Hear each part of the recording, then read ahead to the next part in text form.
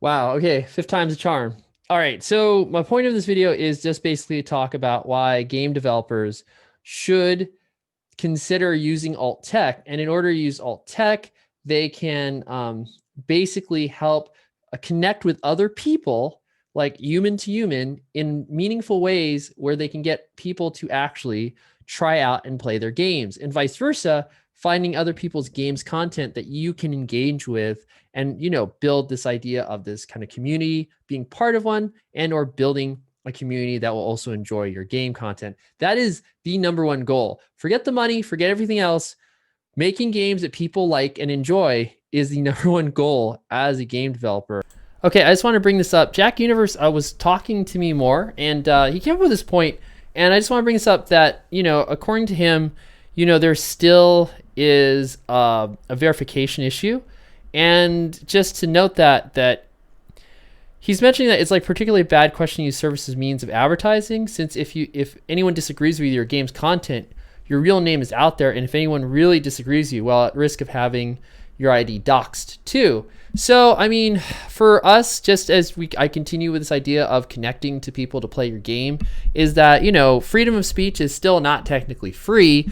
You kind of have to put yourself at risk depending on the content that you're making. Our game's content, for the most part, is nothing extraordinarily risque or political, at least at this point. But if this is a concern for the type of content you're making, then you are putting yourself potentially at risk as a creator of making something so awful that people chase you after it. It's like the opposite of finding an audience. I guess that is where that's left to the creator, where you have to make certain concessions or choices of the type of content you put out there, as you kind of are responsible for it as an individual, as a creator. So again, I'm not doing this for politics. This is non-politics. I'm right in the middle, just where games are, right in the middle of all this craziness. I don't want to get into all this stuff. If you want my sources, I'm going to put a link to the Timcast IRL. It talks about all this alt tech stuff, why it's important. He has tons of better sources. So I'm just going to cite him so he cites all the other sources. And just really off the bat, I do love that I did post this in one of the Facebook groups. I'm still using Facebook. And in one of those Facebook groups, ironically, Judy Tyrer, who's a really awesome and perfect game developer, and we give a lot of I give a lot of praise to her. I love how she says, "You mean will I prostitute myself to the Proud Boys to make a sale? No, I won't." I'm hoping she's being sarcastic 100% or like 80% or 60%. But I just want to stand out that's kind of the big thing I want to look at, is that these are not sites to simply engage with certain people. These are sites that are now open, that unlike Facebook or Twitter, which costs a lot of money to really get a boost or a signal, to actually see some of the content that people might be interested in, these sites and services are kind of like a lot cheaper and a lot easier to use. I'm going to give an example for Odyssey. And unlike YouTube, which I'm still on, and I love YouTube, and YouTube ads seems pretty good for the price of admission. But Odyssey, you actually get a currency for watching videos. Like things you do on the site, you actually build a currency, and then you can use that currency to boost content, like your own content or other people's currency. I want to make that clear. Unlike YouTube, you actually get something for your time on the site, and then you can use that something to boost other people's content or your own. It's pretty awesome. That's pretty awesome. And this wallet is attached to a cryptocurrency, so you can actually cash out with a certain special coin connected to Odyssey and their parent company, Libre.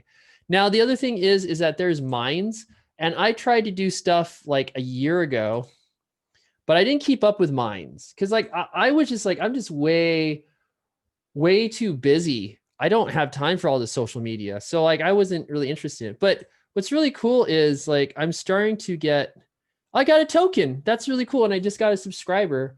That is so cool. So that is awesome. And I'm gonna thank him back. So that's the other thing.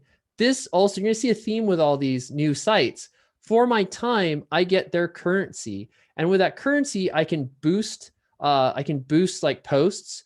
I can boost other people's posts, or I can earn this currency back and forth. And they're, if I have it right, they're attached to the Ethereum coin.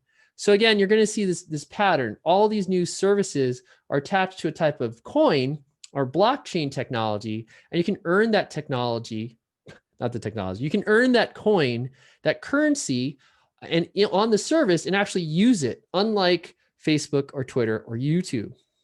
The last site that I'm trying is called Pocket. And I'll be honest with you, a lot of these sites or services, there is a little bit of lag time.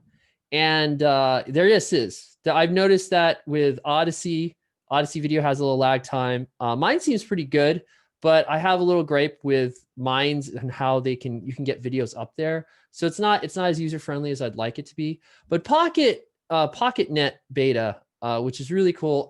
There was actually an ad for this off the Tim Cast IRL show. And the thing about the ad, I mean, they were a paid sponsor, but he chose to really highlight what they're doing, because PocketNet beta is actually complete blockchain.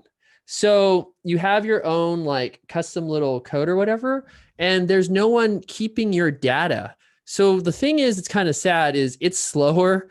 I don't know if that's because of the technology, but no one keeps your data. Your data is yours. And this is a really cool site. Now, of course, I was like, I kind of put this on here to show what's about. Oh, you're going to see that there are a lot of political stuff. Of course, there's a lot of political stuff here.